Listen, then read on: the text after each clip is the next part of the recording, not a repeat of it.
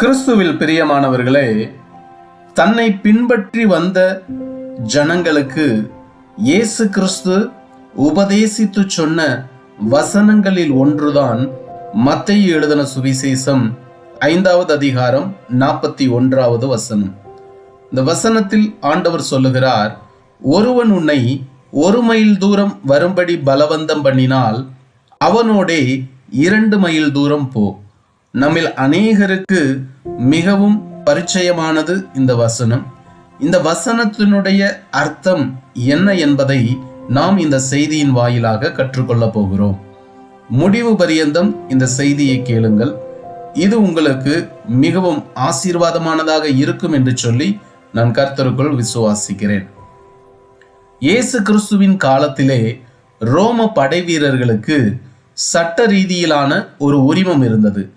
அது என்னவென்றால், அவர்கள் எந்த ஒரு குடிமகனையும் தங்களுடைய சுமைகளை சுமக்கும்படியாக 1 மைல் தூரம் வரைக்கும் கட்டாயப்படுத்த முடியும். யூதர்கள் ரோமர்களுடைய ஆட்சியின் கீழ்தான் இருந்தார்கள். யூதர்களுக்கு இந்த சட்டம் பிடிக்கவில்லை. அவர்கள் இதை வெறுக்கக்கூடியவர்களாக இருந்தார்கள். ஆனால் இயேசு கிறிஸ்து தன்னை பின்பற்றி வருகிற ஜனங்கள் எப்படிப்பட்டவர்களாக இருக்க வேண்டும் என்பதை இந்த வசனத்தின் வாயிலாக கற்றுக் கொடுக்கிறார். இயேசு கிறிஸ்து பழிவாங்கும் மனப்பான்மைக்கு பதிலாக, வெறுப்புக்கு பதிலாக அன்பையும் கிருபையையும் காட்டும்படி போதிக்கிறார். இந்த வசனத்தின் அர்த்தம் என்னவென்றால், தேவனுடைய பிள்ளைகள் அல்லது இயேசு கிறிஸ்துவை பின்பற்றக்கூடியவர்கள் கடமையை தாண்டி செயல்படக்கூடியவர்களாக இருக்க வேண்டும்.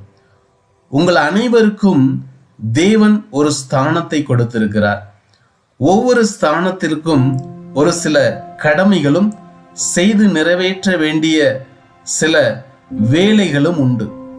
நீங்கள் ஒரு குடும்பத்திலே தாயாக இருக்கலாம், தகப்பனாக இருக்கலாம், பிள்ளைகளாக இருக்கலாம். ஒரு அலுவலகத்திலே நீங்கள் அலுவல்களிலே வேலை செய்கிறவர்களாக இருக்கலாம், அரசு அதிகாரிகளாக இருக்கலாம், ஊழியம் செய்யக்கூடியவர்களாக இருக்கலாம், ஒரு சபையிலே நீங்கள் உதவி ஊழியர்களாக பணி செய்து கொண்டிருக்கலாம். இப்படி எந்த விதமான ஸ்தானத்தில் இருந்தாலும் நீங்கள் செய்ய வேண்டிய வேலைகளும் கடமைகளும் நம் எல்லோருக்கும் உண்டு. ஆண்டவர் நம்மிடத்தில் எதிர்பார்க்கிறது என்னவென்றால், அந்த 1 மைல் தூரம் என்பது கடமை, வற்புறுத்தலின் பேரில், கட்டாயத்தின் பேரில் நாம் செய்கிறது. ஆனால் 2வது மைல் தூரம் என்பது அன்பின் நிமித்தமாக முழு மனதோடு இருதயபூர்வமாக செய்வது. பலர் தங்களுடைய வாழ்க்கையிலே தங்களுக்கு சொல்லப்பட்டதை மட்டும் செய்கிறார்கள். சிலர் அந்த சொல்லப்பட்டதை கூட வருத்தத்தோடும் சலிப்போடும் கடமைக்காக செய்கிறார்கள்.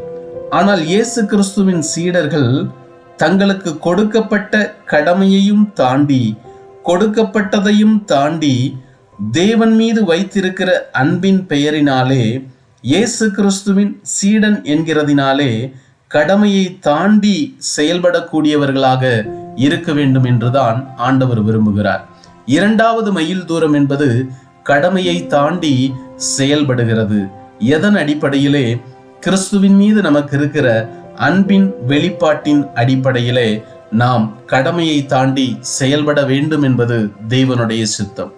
2வதாக, நம் கோபத்திற்கு பதிலாக தேவனுடைய கிருபை இரக்கத்தை வெளிப்படுத்துகிறவர்களாக இருக்க வேண்டும்.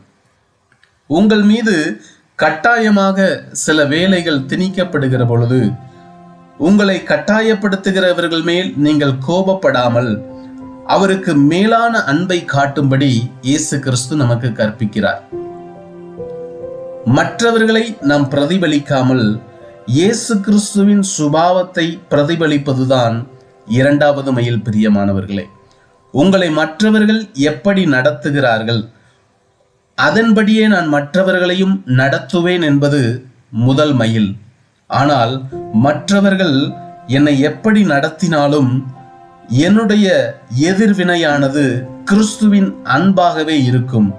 என்னுடைய பிரதிபலிப்பு மற்றவர்களுடைய சுபாவங்களாக இருக்காது, மாறாக கிறிஸ்துவின் அன்பாகவே இருக்கும் என்கிற அந்த அன்பின் வெளிப்பாடுதான் இரண்டாவது மைல். பிரியமானவர்களே, தேவன் நம்மை இரண்டாவது மைலிலே இருக்கும்படியாக நம்மை அழைக்கிறார்.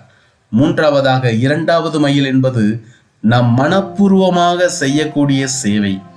கட்டாயத்தின் பேரில் அல்ல, விருப்பத்தின் பெயரிலே மனப்பூர்வமான இருதயத்தோடு நாம் செய்யக்கூடிய காரியம். ஆண்டவர் இதைத்தான் சொல்லுகிறார், நீங்கள் எதை செய்தாலும் மனிதர்களுக்கென்று செய்யாமல் தேவனுக்கு செய்கிறதை போல செய்யுங்கள்.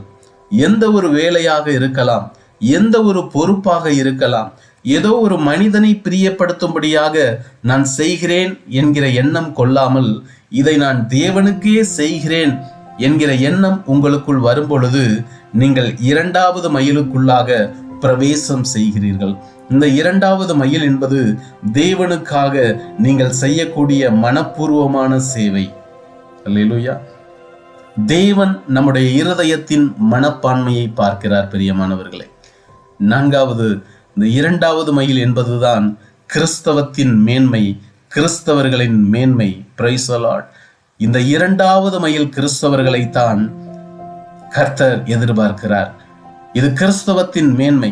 இயேசு கிறிஸ்துவனுடைய சீடர்கள் எதிர்பார்த்ததை விட அதிகம் செய்கிறவர்கள், குறை கூறாமல் சேவை செய்கிறவர்கள், தங்களை அல்ல கிறிஸ்துவை மகிமைப்படுத்துகிறவர்கள், தங்களை அல்ல கிறிஸ்துவை பிரதிபலிக்கிறவர்கள்.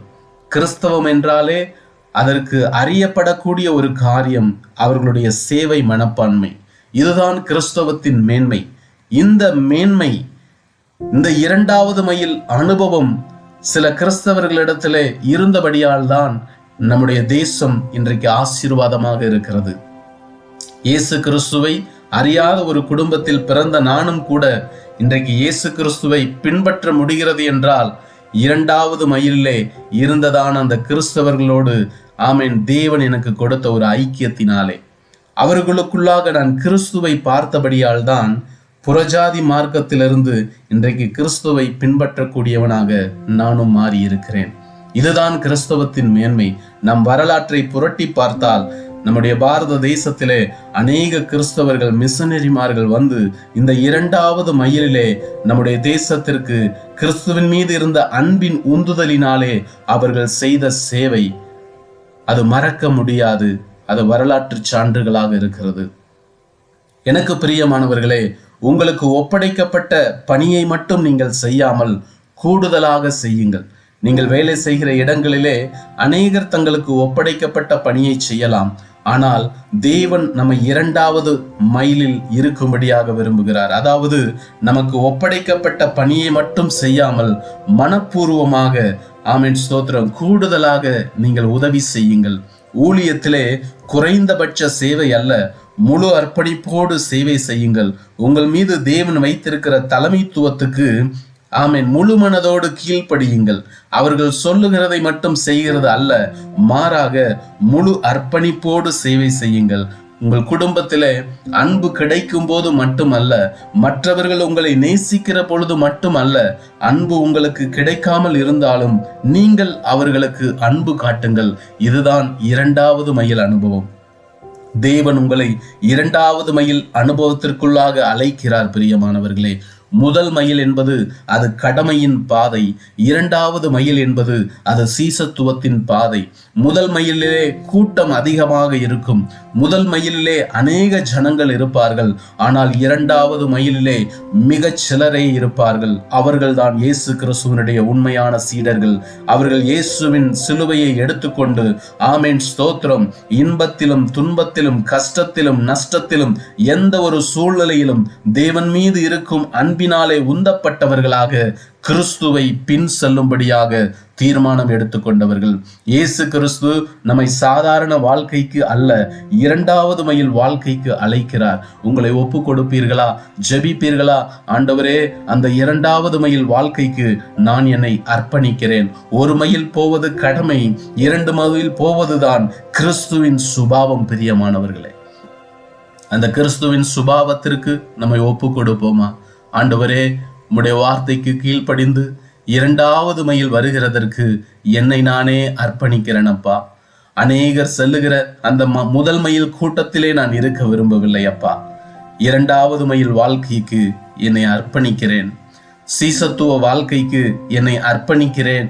உம்முடைய சிலுவையை எடுத்துக்கொண்டு உம்மை பின்பற்றுகிறதற்கு என்னை அர்ப்பணிக்கிறேன். ஆண்டவருக்கு நம் வாழ்க்கையை ஒப்பு கொடுப்போமா? ஒப்பு கொடுக்கிற உங்கள் ஒவ்வொருவர் மீதும் கர்த்தருடைய அளவிலாத கிருபை, அபிஷேகத்தின் பிரசன்னம் நிரப்பட்டும். இயேசு கிறிஸ்துவின் நாமத்தினாலே ஆமேன், ஆமேன்.